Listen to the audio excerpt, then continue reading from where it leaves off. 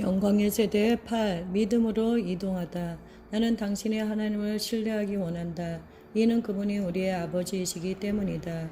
우리가 떡을 달라면 하나님은 우리가 요청한 떡을 주시지 돌을 주실 분이 아니다. 하나님의 음성을 듣기 원한다고 아뢰면 하나님은 말씀 들을 길을 주시지 마귀를 보내어 우리를 미혹하지 않으신다. 하나님의 사랑은 이렇게 외친다. 나는 너를 떠나지도 버리지도 않는다. 베드로가 말했다. 주여 당신이 주님이시거든 나를 그리로 가게 하소서. 만일 우리가 주님 저는 믿음의 여정을 시작하고 싶습니다 라고 하려면 주님은 매우 기뻐하실 것이다. 주님은 당신을 만나기 위해 당신과 동행하기 위해 당신을 가르치고 훈련하기 위해 지금 당신 곁에 계신다. 이것이 하나님의 아버지의 마음이다.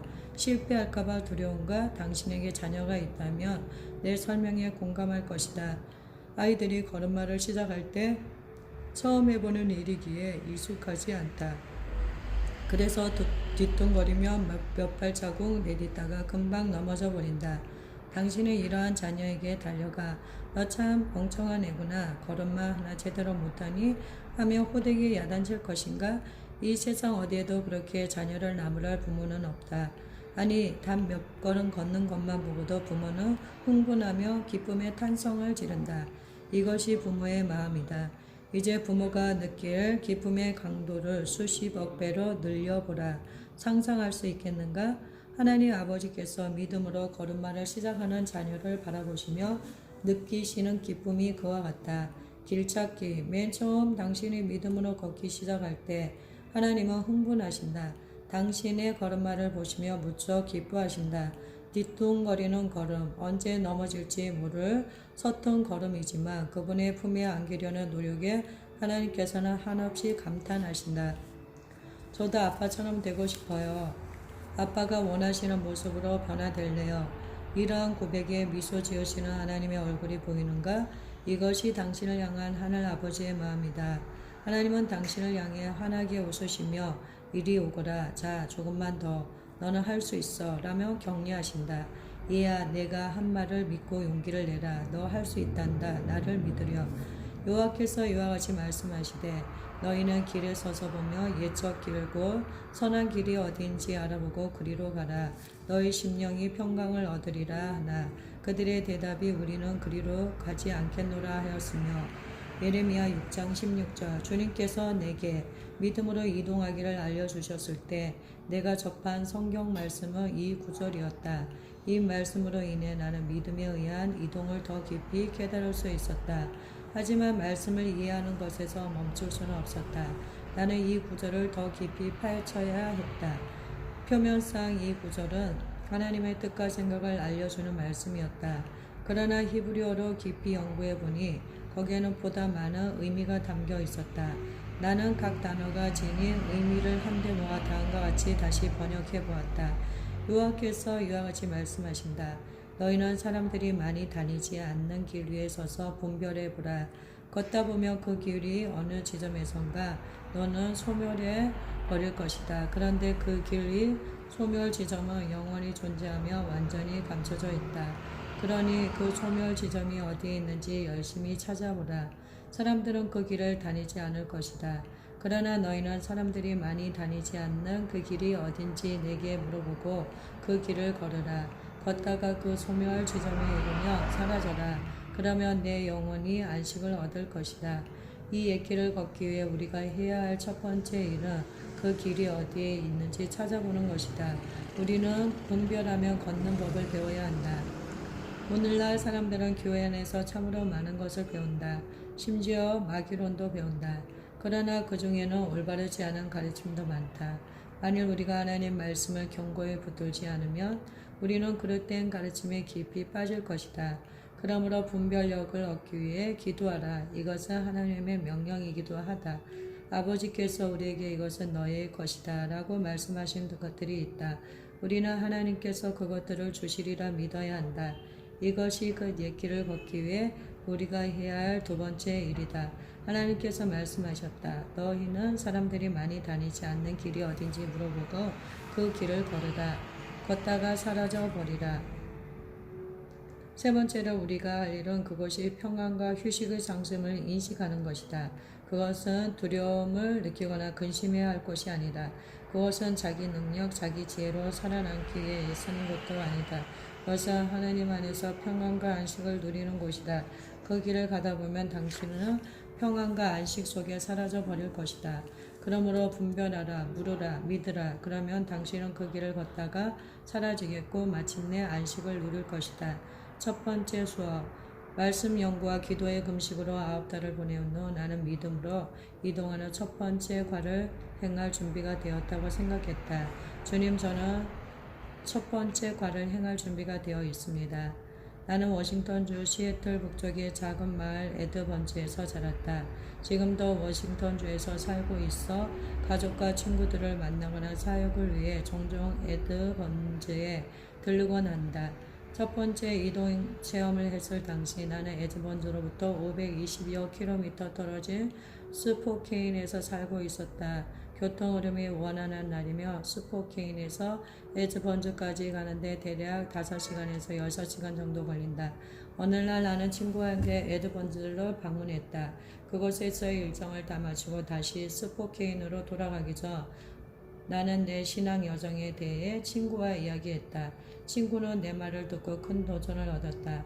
에드번즈를 떠나는 날 아침 나는 친구와 손을 잡고 간절히 기도했다. 주님, 우리를 스포케인으로 이동시켜 주십시오. 우리는 스포케인을 향해 출발했다. 보통 5시간에서 6시간 걸리는 길이었는데 그날 우리는 2시간도 안 되어 스포케인에 도착했다. 나는 우리가 통과한 출구들을 전부 기억한다. 스포케인으로 가는 중 우리는 스노컬미 고갯길을 지나 엘레스버브에서 잠시 멈춰 차에 기름도 넣고 점심도 먹었다. 그런데도 2시간이 채 안 걸리다니. 사실 나는 스포케인으로 이끌려 가는 내내 의심했다. 이게 말이 돼? 이런 일이 가능하냐고. 주님께서 시간을 압축하셨으므로 우리는 그 짧은 시간 안에 목적지에 도착할 수 있었다. 어떻게 이런 일이 일어났는가? 물론 나는 믿음으로 이동하는 것이 가능하다고 믿었고 이를 위해 오랜 시간 준비하며 기도했다. 하지만 정작 이런 일이 일어나니 어니 벙벙했다. 이런 일이 일어나리라고는 생각지도 못했다. 시간이 압축되다니. 갑자기 성경 속의 한 가지 사건이 떠올랐다. 바로 히스기야가 15년간 수명을 연장받은 사건이다. 하나님은 15년의 수명 연장에 대한 증거를 주시기 위해 히스기야의 그림자를 10도 물러내셨다. 하나님은 자신의 뜻에 따라 시간을 늘리기도 하시고 압축하기도 하신다. 하나님은 시간에 구애되지도 빛의 속도에 제한을 받지도 않으신다. 영계에서는 당신도 시간에 제한받지 않는다. 기억하라, 당신은 하나님의 형상대로 지음받았다. 그러므로 초자연적인 하나님의 자녀 또한 자연 법칙에 구애받지 않는다. 이 세상의 많은 사람들이 당신에게 그 반대의 사실을 믿도록 강요해 왔지만 말이다. 하나님은 우리를 위해 자연 법칙보다 훨씬 높은 상위의 법칙을 마련해 두셨다. 그것은 예수 그리스도 안에는 생명의 성령의 법이다. 최근 한 무리의 물리학자들이 소립자를 한 곳에서 다른 곳으로 순간 이동시키는 데 성공했다는 내용의 신문 기사를 읽어보았다. 아직까지 그보다 큰 물질을 이동시킬 만한 기술은 없지만 학자들은 그것이 가능한 일이라고 말했다. 그런데 우리는 성경을 통해 그 일이 가능하다는 사실을 이미 알고 있다. 에드번즈에서 스포케인으로 이동한 후 6개월 동안 나는 기도하고 말씀을 연구하며 그때의 경험을 묵상했다. 어떻게 이 일이 일어났는지, 이 일이 어떤 과정으로 진행되었는지 알려달라고 끊임없이 주님께 여쭈었다. 나는 이동이 가능하다는 것도 알았고 또 실제로 경험하기도 했지만 어떻게 일어났는지는 알 수 없었다. 나는 이동의 가능성을 조금 더 의심하지 않는다. 게다가 과학자들도 이 분야에서 무시하지 못할 성과를 내지 않았는가? 내가 원한 것은 어떻게 였다. 주님께서 가르쳐 주신 것을 사람들에게 전하려면 내가 먼저 잘 배워야 했기 때문이다. 내 기도에 대한 응답으로 주님은 수년 전에 본 환상을 상기시켜 주셨다. 당시 주님께서 열쇠 꾸러미를 내게 주셨는데 하나의 고리에 3개의 열쇠가 달려 있었다. 3개의 열쇠 중 하나는 이사야 22장 22절 말씀 곧 다윗의 집 열쇠였다. 주님께서 다윗의 집 문을 여시면 누구도 닫지 못하고 닫으시면 누구도 열지 못한다. 성령께서 내게 물으셨다. 오늘 다윗의 집은 어디에 있느냐? 글쎄 예루살렘 아닐까요? 주님께 대답했다. 그리고 또 어디에 있느냐? 그 순간 나는 깨달았다. 예수님께서 다윗의 보좌에 앉아 계신다는 사실을 말이다. 그래서 주님께 대답했다. 하늘에 있습니다. 그렇다. 주님께서 내게 주신 두 번째 열쇠는 누가복음 11장 52절 말씀 곧 지식의 열쇠였다. 그리고 세 번째 열쇠는 하나님 나라의 열쇠였다. 세 번째 열쇠는 평범하게 생겼지만 매우 화려해 보였다. 순간순간 그 크기와 모양이 저절로 변하였다. 주님께서 말씀하셨다. 이제 이 열쇠들을 기억하라. 예, 알겠습니다. 성경을 연구하면서 내가 발견한 문들이 있지 않느냐? 너는 이 열쇠들을 사용하여 그 문들을 열어라. 주님께서 말씀하셨다. 바로 이 열쇠들이 이동의 동인이었다. 그런데 이 같은 영적 열쇠를 사용하는 방법은 딱 하나이다. 그것은 바로 말씀을 선포하는 것이다. 교만에 내린 사형 선고. 성경적인 이동에 대해 더 깊이 알기 위해 나는 성경에 등장하는 문자, 상문, 대문 등의 단어를 연구했다. 이 땅에서 문은 어디론가 들어가고 나올 때 여닫는 도구이다. 영적인 영역에서도 마찬가지다. 문, 문짝, 창문, 대문은 성령을 통해 어디론가 드나드는 것을 의미한다. 문은 입구이자 출구이다. 우리는 문을 통해 드나든다. 이를 철학적으로 따져보면 문을 통해 입구와 출구 사이의 간격을 이동하는 것이다. 지금 우리가 살피는 문은 하나님이 만드신 가시 세계와 비가시 세계 사이를 이어주는 다리 역할을 한다. 다시 한번 이사야서의 말씀을 읽어보자. 우시야 왕이 죽던 해에 내가 본즉 주께서 높이 들린 보좌에 앉으셨는데 그의 옷자락은 성전에 가득하였고 스랍들이 모시고 섰는데 각기 6날개가 있어 그 둘로는 자기의 얼굴을 가리었고 그 둘로는 자기의 발을 가리었고 그 둘로는 날며 서로 불러 이르되 거룩하다 거룩하다 거룩하다 만군의 여호와여 그의 영광이 온 땅에 충만하도다 하더라.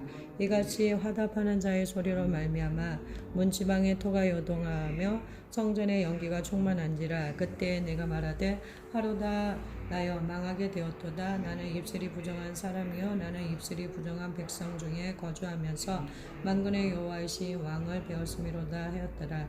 그때 그 스랍 중에 하나가 부젓가락으로 제단에서 집은 바 핀 숯을 손에 가지고 내게로 날아와서 그것을 내 입술에 대며 이르되 보라 이것이 내 입에 닿았으니 내 악이 제하여졌고 내 죄가 사하여졌느니라 하더라. 내가 또 주의 목소리를 들으니 주께서 이르시되 내가 누구를 보내며 누가 우리를 위하여 갈고 하시니 그때 내가 이르되 내가 여기 있나이다. 나를 보내소서 하였더니 여호와께서 이르시되 가서 이 백성에게 이르기를 너희가 듣기는 들어도 깨닫지 못할 것이요 보기는 보아도 알지 못하리라 하여. 이사야 6장 1절에서 9절. 이 대목을 읽을 때마다 내가 떠올렸던 질문 중 하나는 이것이다. 왜 이사야는 우시야 왕이 죽은 후에야 주님을 볼 수 있었을까? 우연의 일치일까? 나는 우시야 왕의 삶이 어떠했는지 무척 궁금했다. 그래서 역대하 26장 1절에서 22절을 읽어보았다. 우시야는 16세의 나이에 왕이 되었다. 왕위에 오른 초기에 그는 전심으로 하나님을 의지했다. 또 백성을 잘 다스리기 위해 지혜와 통찰력을 구하며 끊임없이 하나님 앞에 나아갔다. 그는 메사의 하나님을 인정했고 남유다 백성을 하나님께로 인도했다. 이에 하나님께서는 삶의 모든 영역에서 우시야를 크게 높이셨다. 그런데 어느 시점에선가 교만이 그의 마음을 파고들었다. 그가 하는 모든 일이 워낙 잘 되다 보니 우쭐해진 모양이다. 결국 그는 하나님의 계명보다도 자신의 권위를 앞세우고 만다. 분향은 오직 제사장만이 할 수 있는 일인데 제사장도 아닌 그가 분향 제사에 손을 댄 것이다. 우시야가 하나님을 끔찍히 사랑해서 본인이 직접 그 앞에 향을 태워드리고 싶었는지는 알 수 없다. 하지만 확실한 사실은 그가 하나님의 말씀을 어겼다는 것이다. 정말 사랑 때문이었다. 사랑 때문이었다 한들 그 열정이 하나님의 말씀보다 앞설 수는 없다. 이 상황을 교만이라는 단어 외의 다른 말로는 설명할 수 없다. 교만한 마음에 이끌려 우시야 왕이 분향한 순간 하나님께서는 그에게 나병을 내리셨다. 결국 그는 교만 때문에 별궁에 격리된 채 삶을 마감했다. 우시야의 경우 마음속 교만은 육체의 나병으로 이어졌다. 그런데 컨퍼런스를 인도하다 보면 치유 기도를 받기 위해 나온 사람들 중 그 영혼에 나병이 든 것처럼 보이는 이들이 있다. 분별해 보며 그 질병의 원인이 교만인 경우가 많다. 이 사실을 염두에 두고 이사야 6장 1절을 다시 읽으며 다음과 같다. 우시야 왕이 교만에 죽던 해 나는 주를 보았다. 예수님께서 하신 말씀을 듣고 배우라. 내 십자가를 지고 나를 따라오라. 주님은 문자 그대로 우리가 십자가를 지길 원하신다. 각 사람은 십자가에 달려 날마다 죽는 삶을 끌어안아야 한다. 저는 예수님을 믿어요. 그러니 천국에 들어갈 거예요. 이렇게 말하는 것만으로는 충분하지 않다. 물론 구원받은 것을 기뻐하며 하나님께 감사드려야 한다. 그러나 주님은 그 이상을 바라신다. 하나님은 우리 각 사람의 삶에 그리스도를 닮은 성품이 자라나길 원하신다. 즉 우리가 무언가를 해야 한다는 뜻인데 스스로를 성별하고 거룩하게 살기를 결단하라. 십자가에 달려 날마다 죽는 삶을 살라. 자신의 육신과 정욕에 대해 죽으라. 정욕에 대해 죽는 대신 하나님의 온전한 약속을 향해 쉬지 말고 달려가라. 하나님을 선택하라. 당신이 선택한 길을 더욱 열정적으로 붙잡아라. 성경은 우리가 범사의 그리스도에게까지 자라야 한다고 말한다. 하지만 문제가 있다. 우리는 범사는 고사하고 작은 영역에서도 그리스도에게까지 성장하지 못한다. 왜 그런가? 대가를 지불하려고 하지 않기 때문이다. 겸손한 태도로 들어가다. 예수님께서 하신 일 중 우리도 할 수 있는 일을 몇 가지 더 말해 보겠다. 일단 예수님은 명성에 신경 쓰지 않으셨다. 오히려 사람들에게 욕먹고 박해 당하셨다. 물론 자신을 변호하시지도 않고 단 한마디도 되받아치지 않으셨다. 예수님은 하늘의 모든 풍성함을 버리고 이 땅으로 내려오셨다. 만물의 주인이시지만 사람들을 하늘로 이끌기 위해 몸소 종이 되셨다. 당신도 알듯 이 모든 것은 예수님이 행하신 일들이다. 말씀대로라면 우리도 이 일을 해야 한다. 그러나 우리는 그대로 따라하는 것을 원하지 않는다. 다만 이 모든 불편함은 건너뛰고 그저 기적과 놀라운 일로 넘어가고 싶을 뿐이다. 그것이 바로 교만이다. 예수 닮은 성품을 얻는 첫 단계는 예수님께서 행하신 일들을 받아들이고 그대로 따르는 것이다. 예수님은 나사렛에서 자라셨다. 그런데 나사렛의 문제적 의미는 거룩, 구별, 영광이다. 예수님의 성품은 전 생애를 걸쳐 거룩과 구별이라는 곳에서 형성되었다. 예수님은 거룩과 구별을 추구하며 살아가셨기에 마침내 영광의 왕관을 쓰실 수 있었던 것이다. 이것이 예수님의 삶에 나타난 패턴이다. 예수님은 여기 이 땅에서 겸손의 길을 걸으며 거룩한 상, 구별된 삶을 사셨다. 그러므로 우리 또한 주님을 닮기 위해 그와 동일한 길을 걸어야 한다. 잠시 이사야의 이야기로 돌아가 보자. 이사야가 성전에서 보았던 것의 영적 의미를 이렇게 해석하면 어떨까?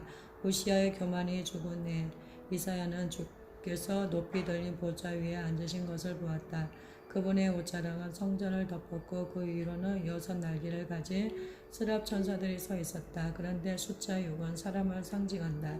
천사들은 그 6 날개 중 둘로 자신의 얼굴을 가렸다. 이는 사람이 하나님의 임재 앞에 설 때 겸손해야 한다는 것을 말해준다. 또 날개 둘로는 자신의 발을 가렸다. 이는 우리의 걸음걸음이 신중하고 거룩해야 한다는 것을 말해준다. 발을 가린 것의 의미를 이렇게도 생각해 볼 수 있다. 하나님과 함께 걸을 때 우리의 삶에는 동행의 은혜가 드러나는데 그것은 다른 사람이 볼 수 없고 오직 하나님과 당신만 볼 수 있다. 마지막으로 천사들은 남은 2 날개로 날았다. 그렇게 하나님의 임재 앞에서 겸손한 태도를 취하고 삶 속에서 거룩한 걸음을 걷는 사람은 높이 솟아오른다. 그렇다. 이것은 그리스도를 닮아가는 과정을 보여준다. 천사들이 서로 외쳤다. 거룩하다 거룩하다 거룩하다 만군의 주 여호와여. 이때 한 천사가 이렇게 말했다. 앞으로 언젠가 온 땅이 하나님의 영광으로 가득 찰 것이다. 과연 그런가? 천사가 그렇게 말했는가? 아니다. 천사는 이렇게 말했다. 지금 온 땅은 하나님의 영광으로 가득하다. 만일 이 땅이 하나님의 영광으로 가득하다면 왜 당신은 그분의 영광에 나타나기를 구하는가? 하나님의 영광을 구하기보다 이미 온 땅 가득한 그 영광에 동참하는 것이 낫지 않은가? 문제는 우리가 그 영광을 보지도 못하고 본다 한들 그것이 하나님의 영광임을 분별하지 못한다는 것이다. 그러나 성경 말씀대로 온 땅은 이미 하나님의 영광으로 가득하다. 그리고 우리는 그 영광을 맛볼 수 있다. 스랍 천사들은 보좌 주위를 돌며 거룩하다 거룩하다 거룩하다고 외쳤다. 이에 대한 첫 인상은 따분함이었다.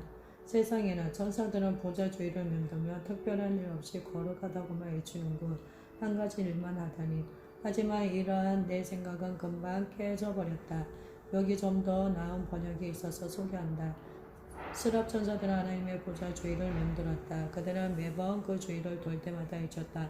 오 놀랍다, 오 놀랍다, 오 놀랍다. 천사들은 하나님을 찬양하라는 명령 때문에 보좌 주위를 맴돈 것이 아니었다. 그들은 주님의 아름다움에 경탄한 나머지 그 아름다움을 바라보는 것이 너무 좋아서 하나님의 보좌를 떠날 수 없었던 것이다. 매번 그 주위를 돌 때마다 하나님의 새로운 성품을 발견함으로 경탄을 금치 못한다. 그들은 영원 전부터 그 곁을 맴돌았다. 하지만 매해 하나님의 새로운 면모를 발견한다. 전에 본 적 없는 새로운 아름다움에 매료되어 감탄하는 것이다. 우리 또한 영원토록 하나님의 새로운 성품을 발견하게 될 것이다. 성전 문의 기둥이 흔들렸다. 성전 문의 기둥이라니 무슨 기둥일까? 그렇다. 문 기둥이다. 이 문은 이사야 선지자가 이 세상에서 천상으로 이동하는 출구였다. 하나님의 음성의 기둥이 흔들렸고 성전 안은 연기 곧 하나님의 영광으로 가득 찼다. 연기는 하나님의 영광, 보좌 앞으로 올라가는 향기 또는 성도들의 기도를 뜻한다. 지금까지 우리는 문에 대해 살펴보며 하늘로 올라가는 문에 대한 그림을 얻었다. 성경은 실로에 하나님의 이름이 있다고 말한다. 하나님의 임재가 그곳에 머문다는 뜻이다. 실로의 성막을 본 구약시대 사람들은 그곳에 가야 하나님을 만나고 하나님의 음성을 들을 수 있었다. 하나님을 절실하게 찾고 그 음성에 갈급한 사람들은 실로처럼 성별된 곳으로 가서 하나님을 만났다. 그들은 거기서 오랜 시간을 보내고 잠도 잤다. 꿈으로 또 환상으로 하나님의 음성을 들으려 했던 것이다. 당시에는 이것이 하나님과 소통하는 일반적인 방법이었다. 얕은 곳, 아일랜드와 웨일즈 지역의 초기 켈트 기독교인들은 실로와 같은 장소를 얕은 곳이라 불렀다. 그러한 장소에서 이 세상과 저 세상 사이의 경계가 매우 얇다고 생각했기 때문이다. 그들은 실로와 같은 곳에서는 기도, 성별, 중보, 예배 등을 통해 쉽게 하늘에 올라갈 수 있다고 생각했다. 이 같은 곳에서 사람들이 영계에 쉽게 접촉할 수 있는 까닭은 아마도 거기에 형성된 영적 분위기 때문일 것이다. 수년간 성령께서는 내게 이같이 말씀하셨다. 오늘날의 세대는 매우 얕은 곳에 서 있다. 게다가 물질계와 영계를 가르는 장막은 점점 얕아지고 있다. 그러므로 지금 영계에는 손에 닿을 만큼 가까이에 와 있다. 믿음으로 그 간격을 좁혀라. 그렇게 너희는 전에 없던 방법으로 영계와 접촉할 것이다. 그때에 내가 말하되 하루다 나여 망하게 되었도다. 나는 입술이 부정한 사람이요 나는 입술이 부정한 백성 중에 거주하면서 만군의 여호와이신 왕을 배웠음이로다 하였더라. 하나님을 보고도 목숨을 부지한 사람이 있는가? 하나님을 보고 죽지 않은 사람은 없다. 그렇다면 이사야는 어떤가? 사실 그가 하나님을 보았을 때 무언가가 죽긴 했다. 교만이 죽던 해 내가 보니 육신은 하나님의 거룩을 감당해낼 수 없다. 그러나 우리의 육신이 죽을 때 하나님의 거룩함으로 들어갈 수 있다. 교만이 죽은 그 자리에 우리는 하나님과 만난다.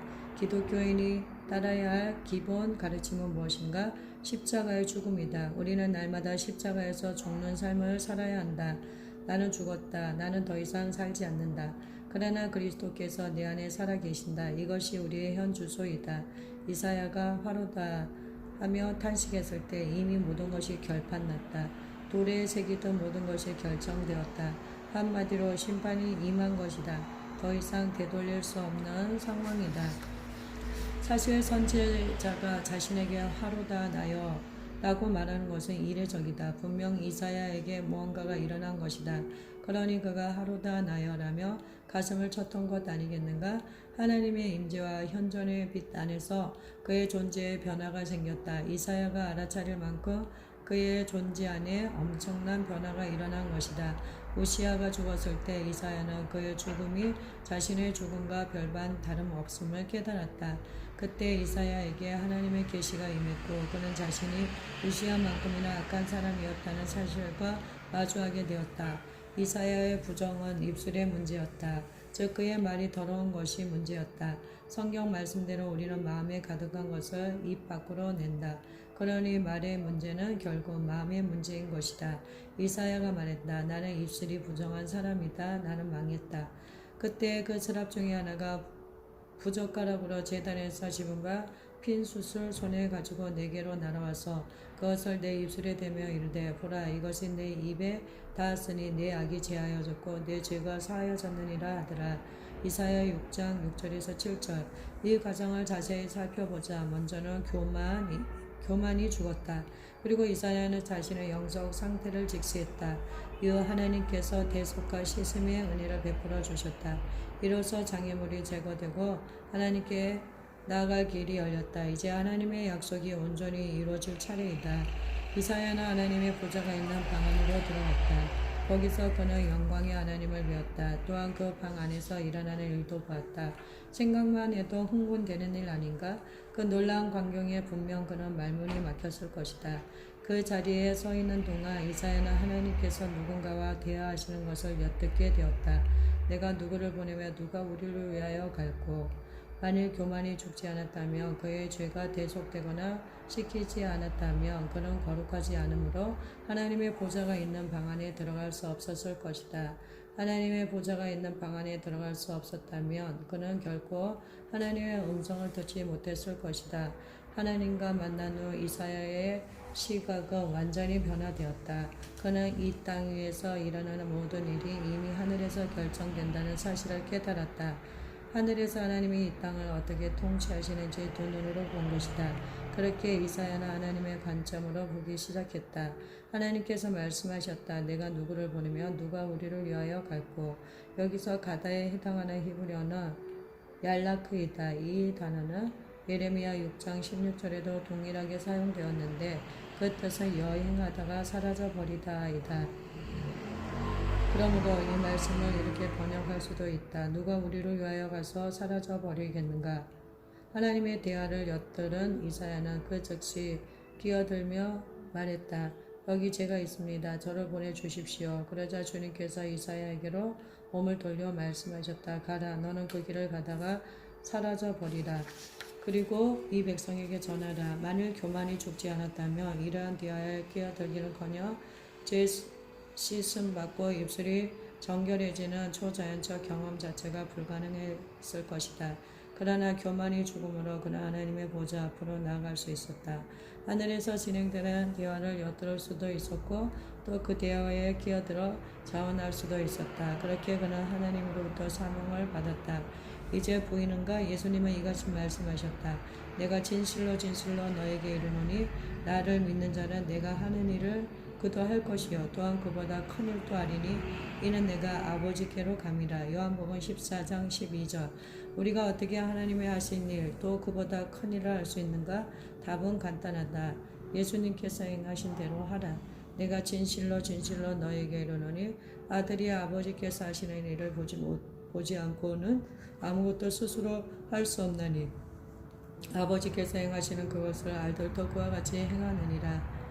예수님처럼 생각하고 말하고 행동하기 원한다면 초자연적인 영역으로 올라가 하나님께서 행하시는 일을 봐야 한다.